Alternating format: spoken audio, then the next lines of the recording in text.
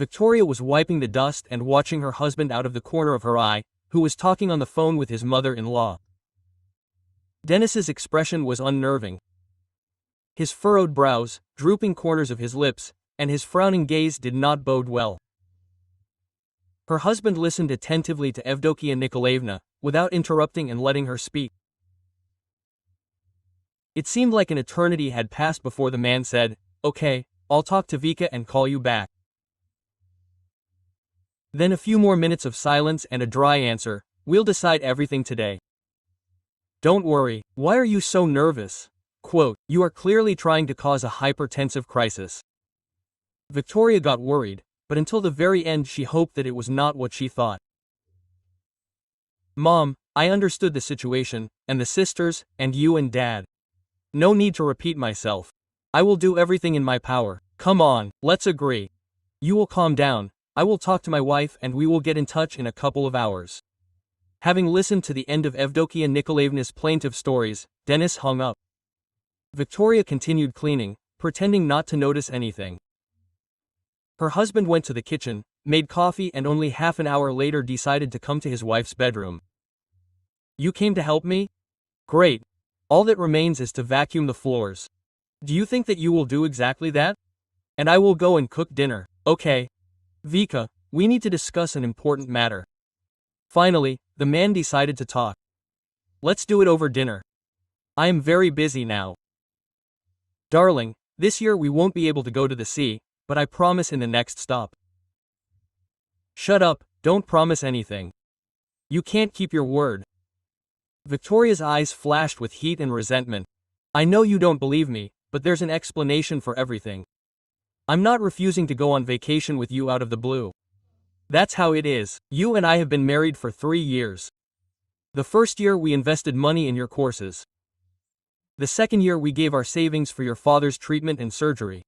The third year, compose a new fable, storyteller. Vika, there is a serious situation in the village." Nina dropped everything and flew to Turkey. She said that she had a fiancé there. Allegedly, she needs to build a personal life. Not a girl anymore, that is. Victoria was surprised. "Let's clarify the situation. Your sister and her parents grow fruits and vegetables for sale. Let's say they run a family mini business. She is responsible for the most important part, promotion and sales of products. She runs social networks, negotiates and calls clients. Suddenly, in the middle of the season, Ninachka realizes that she has fallen in love and goes off to find happiness. Are you kidding me? Who does that? Nina has always been so irresponsible and frivolous. She is not Katya, who gets up at 6 o'clock in the morning and helps her parents until late at night. What does that matter to us? We have our own family, who are flying to the seaside this summer. Vika, a lot of work, money, and effort has been invested. How can you not understand? All the products will rot. You must replace Nina and help mine. They simply cannot do without your knowledge. Don't exaggerate. You can hire someone from outside and solve the problem in a couple of days. Parents do not hire strangers for positions of high responsibility, only workers. Will we have to? Darling, please, I beg you. We must support our parents." Dennis made every effort to persuade his wife to spend the summer in the village. "I don't owe your family anything. How did they help us? They gave us a kitchen for the wedding, that's all. If you have to work for this gift your whole life, then let's give it back. Vika, for my sake, I beg you." Lord, Dennis, why are you putting me in front of such a choice? Why are you pressing on my pity? The last time. The man looked at his wife with a sad look. "I hate my kindness. I hope that one day it will run out, and I will learn to say no." Dennis hugged and kissed his wife tightly. "You are the best, you know. Don't forget about it, appreciate and protect him," Victoria answered in a teaching tone. The road to the village reminded Victoria of the story of how she met her husband. Dennis studied with the girl's brother in the same year at university. From the first days, the guys became best friends. At first, the brother talked about the cool guy day and night, and then invited him to visit. The young man made a good impression on all members of the family, especially on Vika. The girl fell in love at first sight. The brother immediately noticed her sympathy, and as soon as Dennis left, he decided to have a heart-to-heart talk with her. Vikal, did you like him? Who? The sister tried to keep indifference. My best friend. What makes you think that? Of course not. I don't know which of us you're trying to lie to, but it's not going well. Boris tried to joke. Even if you fell in love, what, are you going to scold me? You told me he was a decent and honest guy. What's the problem? The fact that you two are too different. You're a girl who's never been to a village in her life, and he grew up there. It's north and south, heaven and earth. His grandmother only finished 9 grades. Yours worked in the Ministry of Education. She still dyes her hair and nails. His mother digs a vegetable garden, and yours works in a beauty salon. They expect a great housewife, hardworking and seasoned, in their daughter-in-law, and not a city. Quote. Why are you telling me all this? Victoria asked angrily. So that you don't immediately harbor stupid hopes. There are 3 options. Or he won't marry you, or his family won't accept you, or you won't be able to live with him. People marry for love, not for status. Got it? I don't like stupid rich kids with whom there's nothing to even talk about. I'm not interested in talking to them, let alone getting married. But digging a garden and feeding pigs is fine. Do you appreciate what you'll have to face? If Dennis likes me, then there will be a relationship and I don't care about social differences. Boris agreed with his sister and no longer interfered in the relationship of the young people, who were developing rapidly. The guys spent all their free time together. Soon they couldn't live a day without each other, and a year later Dennis made his favorite proposal. The parents of the lovers did not consider them an ideal couple. It was clear that family life would bring a lot of problems and troubles, but they hoped that the children would find a common language and learn to accept their partner as he is. Be a wise wife, flexible and empathetic. Then your husband will always carry you in his arms, Victoria's mother said. The girl remembered her mother's advice and tried to follow it for all 3 years.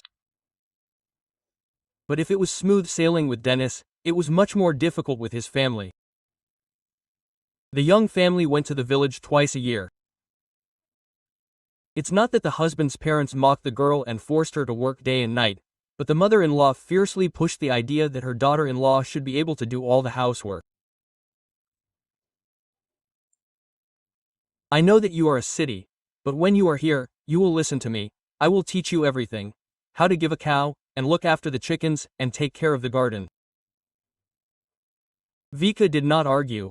However, after 2 to 3 weeks in the village she was so tired that she could not stretch her legs. I do not understand how it is possible to work so much. Your mother surprises me from the good side. I do not feel my back when I am gardening, but she sings songs for the whole village to hear, and she also moves faster than me. Yes, that is our strength. We know how to work, and if we are going to walk, then walk, Dennis answered happily. He loved coming to the village. He was filled with strength and energy in his native place. Victoria could not boast of the same, no matter how hard the girl tried, but she failed to fall in love with village life. Everything is fine, but it is better to work in the office and buy milk in the store. My children, I have waited for you. Evdokia Nikolaevna ran out into the street and rushed to hug her son and daughter-in-law. Forgive me, I have not yet had time to wash myself in the evening, but I am so glad to see you that I cannot contain my emotions. Mom, we are also tired from the road. Of course, come in, we will give you some tea with brushwood. Vikusha, Ninka gave you the logins and passwords. She said that this is enough. From now on, you will figure everything out yourself. The mother-in-law handed her daughter-in-law a piece of paper. I told that devil not to fly away. So who will listen? She raised her tail, combed her hair and rushed to her beloved. And who can tell me the details? No one. Only what you see. Well, if you ask anyone, then your father-in-law. Good.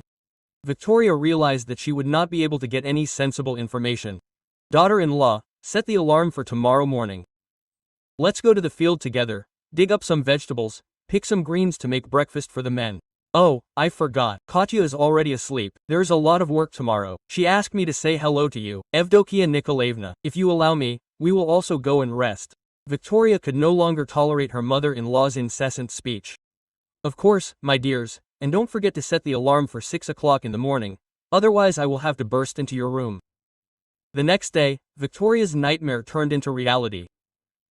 She had to do everything around the house: cook, wash, clean. She also had to help Evdokia Nikolaevna with the garden. Learn to work. It will always come in handy in life. No one knows where fate will lead them tomorrow. In addition to everything, Victoria performed the main duties for which she was invited. The girl actively managed social networks, accepted and processed orders. Many new clients appeared. Applications were coming in so actively that the workers did not have time to harvest. What a successful year this has been. I will still buy myself a mink coat and come to the capital. Daughter-in-law, wait for me to visit, I will conquer Moscow. And I will also change the bedroom set, such a pink one, with silk sheets. I will sleep like a queen. Dennis, maybe we will get something too? What do you think? Victoria asked her husband with hope. After all, we are trying very hard. If we had not come, then all the products would have turned to dust. We even gave up on vacation. Your relatives will appreciate it. What do you think? I don't even know, the man answered uncertainly. Then we'll renovate the bathroom. Okay. Dennis remained silent and hugged his wife tightly. Sending us away with a bucket of cherries is sheer impudence. Victoria screamed at the top of her lungs. I don't believe that you can treat people like that, especially your loved ones. They even paid the laborers more. The girl burst into tears at the top of her lungs out of resentment. Darling, calm down. Dennis tried to talk to his wife. That's not fair. Your relatives fill their pockets with money, and I'll spend it on them. How much effort did I spend? Who appreciated it? They thanked you. They sang odes to your professionalism all evening. Of course, they might have also written out a certificate or drawn a medal for you. I'll definitely never get used to your emotionality. Although it's been clear for a long time that you don't know how to accept situations and people as they are. What are you talking about? Victoria got angry. I'm saying that your family used us like disposable napkins and threw us away. Doesn't that bother you? Are you willing to tolerate this kind of treatment any longer? Quote. The wife decided to put an end to the injustice. Remember, we will never work for your relatives again. I did everything to fit into your family. Although it was very difficult for me to see God, sometimes so difficult that I hid in the garden and cried to myself. Yes, you got used to physical labor. There is nothing wrong with that. And my family loved you. They never treated you negatively. To this day, I will never forgive the insult or my work. And you can throw the cherries in the trash. I will not eat them. Victoria did not stop crying, even after entering the apartment.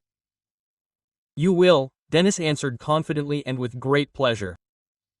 Are you kidding me, Vika? I am very pleased with my wife's choice. I am proud of how you transform from a city girl into a country housewife when you come to my house.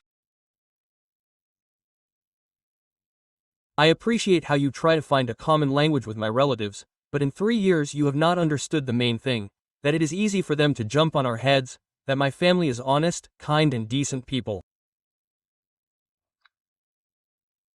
They accepted you with all their hearts and do everything possible so that we become one. Despite the difference in upbringing and outlook on life, Dennis took a wad of money out of his inside pocket. This is for us for repairs in the bathroom, then another one, and this is for a vacation.